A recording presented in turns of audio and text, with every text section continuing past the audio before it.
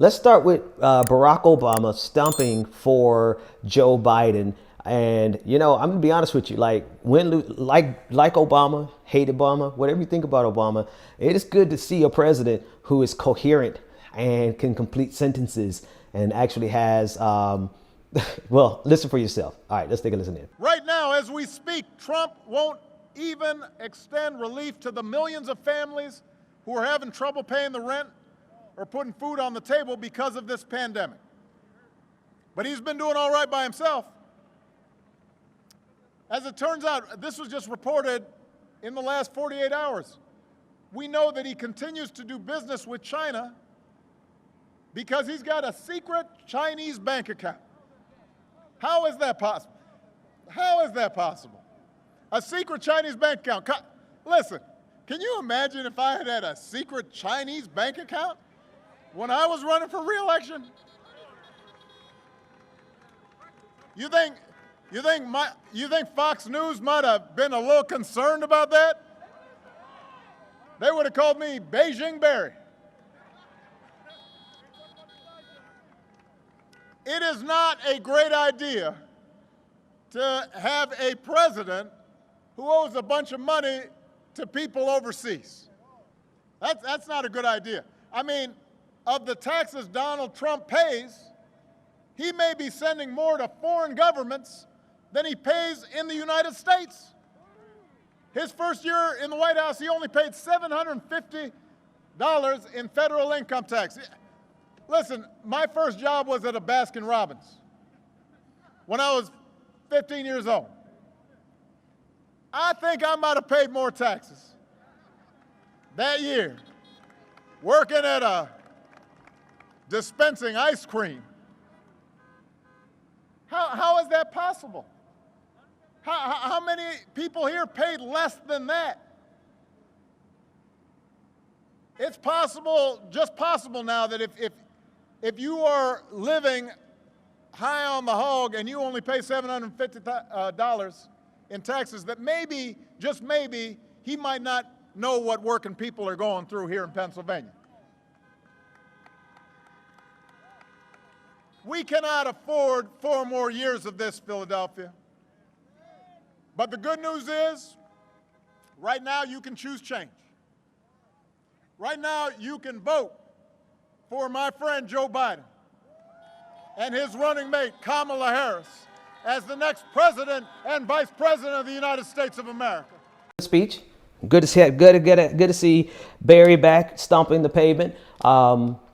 Really could have used to see him a whole lot more over the last 4 years fighting against some of the stuff that Donald Trump has been doing. The key thing with Obama that you have to realize is that he respects the institutions of the country, probably more than any president in our lifetime. And I don't necessarily say that as a good thing. I'm going to be honest with you. I wish that Barack Obama had, I don't know where the hell Barry came from. I don't ever call him Barry, but I kind of wish that President Obama fought harder against. Let me turn that down. That's what's bothering me. I wish President Obama had a little bit less respect for the institutions, because he would have been able to get so much more done. It's like two extremes. You have Barack Obama, who has the utmost respect for the institutions, right? And when I say institutions, I mean the Senate, the Supreme Court. Remember when he just vaguely made a really minor critique of the Supreme Court, and Fox News lost their minds. The justices lost their minds. Remember when he has so much respect for these institutions that when Barack Obama made the mildest of references to some kind of quasi critique of the courts, everybody lost their mind. He's been replaced by Donald Trump, who has zero regard whatsoever for the institution, is out here destroying America piece by piece. So I'm not gonna lie, it was good to see Barack Obama stomping for Joe Biden, and I'm also glad to see him doing it, and because Bernie Sanders has been one who has been out there doing a lot of the stumping on a regular basis. I think this might be one of the first campaign speeches that I've heard him give of the season, and I'm sure they're going to be doing a whole lot more. And I think it was really creative. On a serious tip, I think it was very creative for him to do the stomping that he did at a drive-in rally, right? That's smart, right? I don't know how big but if it was like a drive-in theater, you get a whole lot of people there. So I think that was a smart, ingenuitive way of having a rally in COVID-19. And as opposed to having these jam-packed COVID concerts that Donald Trump has been having. So that was a good clip. I'm glad we saw that. I want to take a look at the next clip and kind of discuss it. And then we'll get some of your comments in there to see what you guys are talking about. I'm just trying to get reacquainted with my desktop because I'm all out of sorts. It's going to take me about 30 more seconds to get one or two more clips before I'm back in the swing of things. Let's listen to this next clip of President Obama at his rally today. And with Joe and Kamala at the helm, you're not going to have to think about the crazy things they said every day. And that's worth a lot. You're not going to have to argue about them every day. It just won't be so exhausting. You might be able to have a Thanksgiving dinner without having an argument. You'll be able to go about your lives knowing that the president is not going to retweet conspiracy theories about secret cabals running the world or that Navy SEALs didn't actually kill bin Laden. Think about that. The president of the United States retweeted that. Imagine. What?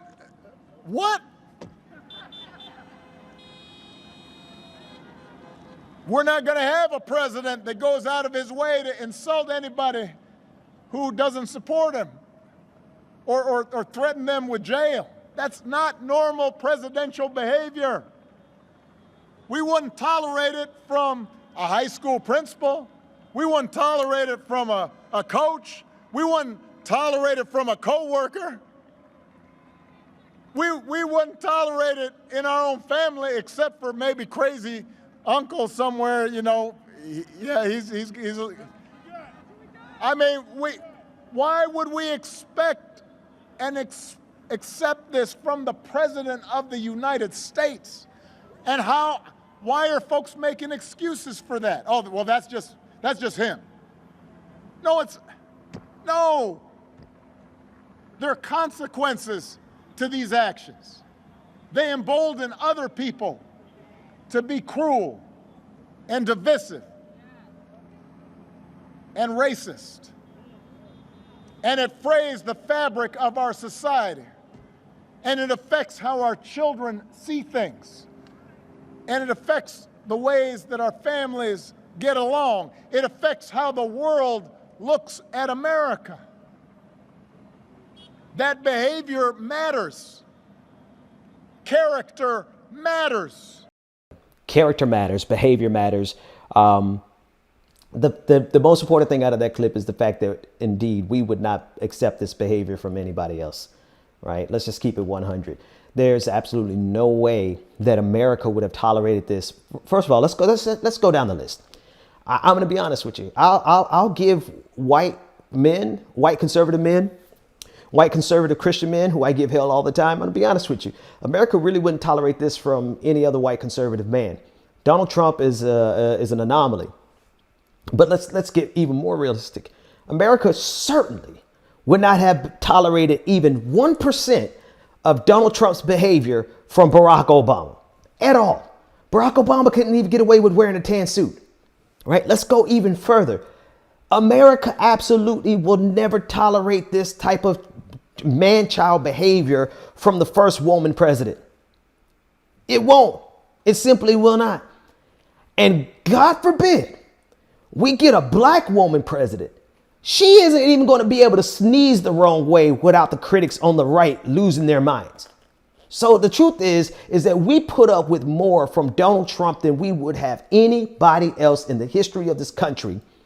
And the only other group that might could get away with some of it would be white conservative men. Because you look at a person like Lindsey Graham at the Brett Kavanaugh hearings when he threw a temper tantrum and everybody applauded him for his temper tantrum. So let me take that back. White conservative men could get away with this. They just never had the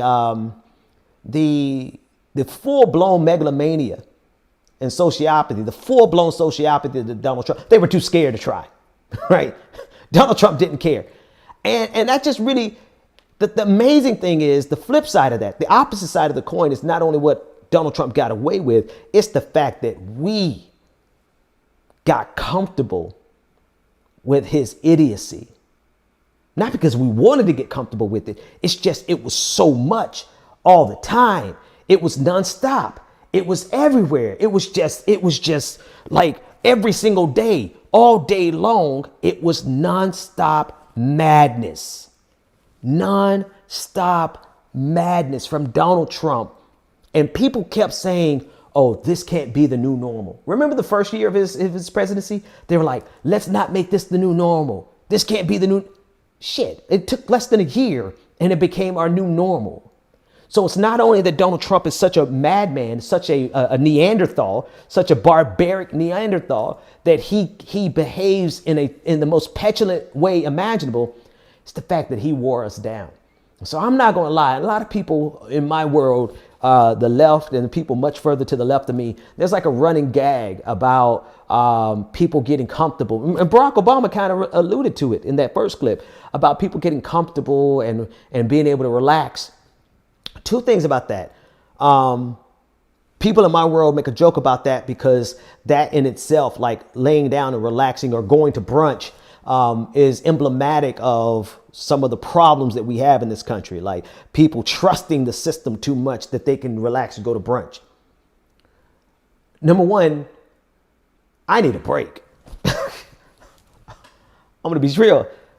I'm tired.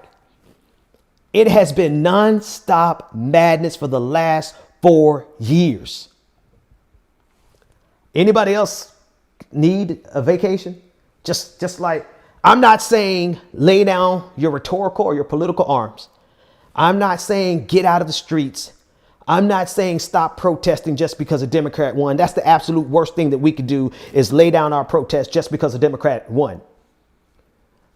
But damn it, if I don't take a day off, like just a minor respite, like, can I get a day? Can I get one day that is not as utterly insane as today was? Like the news cycle today alone was enough for years ago. Like it would be more than we would have in a whole month. Today's news cycle had more controversies than entire months. And it's been like that since he got elected. And we just cannot maintain at that level. We just cannot keep going at that level. At some point, we have to catch a breather. That does not mean that we lay down our protest. I believe we're going to have to protest even more. Black people are still going to be getting killed by the police. We need to continue to protest. Inequality is still going to be the same. We need to continue to protest. People are still going to be without health insurance because of the greed of our system. We still need to protest. But November 4th, if we got the results on November 3rd and Joe Biden wins on November 4th, I'm sleeping in. I'm sleeping in. And I'm taking a couple days and then we'll get right back to the fight. Just by show of hands, who all is fatigued? And we should be. We are human beings. We are not designed to stay at a constant state of alert all day, every day. And what happens, here's what happens. What happens is when you stay at a constant state of alert every day, all day, you're not really at the necessary level of alert. I never forget this young woman who we were in a business writing course in my undergrad. This was a long time ago. And I wasn't as focused as I am now. I did some paper on how MP3 technology worked. It wasn't good. It wasn't good at all. But there was a young lady in that class who wrote a paper about the desensitization and the hypersensitization of America. Never will forget it. The desensitization and the hypersensitization of America. And her premise was, we are simultaneously desensitized and hypersensitive. And that was like 16, 17 years ago. Right now, I think we are at the height of being desensitized because we can see 220,000 Americans die and not rip this system to shreds. And then simultaneously, like, be at a constant state of alert. How is it? How is it that Donald Trump manages to keep us on a constant edge, constant state of alert? We're hypersensitized because of how ridiculous he is, but at the same time, we're desensitized. You know how that happens? Trauma. I'm not a psychologist. Somebody in the audience is a psychologist, and you probably can tell this way better than I can, but that's trauma. That's 100 trauma. 100% trauma. We have all suffered a traumatic experience underneath Trump that has us simultaneously desensitized but hypersensitized. So anyway, the point is that we need to recuperate, and we need to dial back the constant state of chaos that Donald Trump has had us at. And if you interpret that as going to brunch, my dude, go to brunch. As soon as COVID-19 is over, I'm going to slide to some of these brunch spots. I'm going to toast to the good life. I'm going to look at the ocean, right? From Boston Harbor. I'm going to look out and sip a mimosa, and I'm going to catch my breath. And then Monday morning, we're going to kick ass and take names and continue fighting for the same reasons we have been fighting, because none of our problems have been fixed except for the fact that we got rid of Donald Trump. So here's to, I'm going to toast. I don't even have my drink. That's how late I am. I don't have a drink. I don't have a tea. I don't have anything. I was going to say, let's set a toast up for us being able to catch our breath once we get rid of Donald Trump.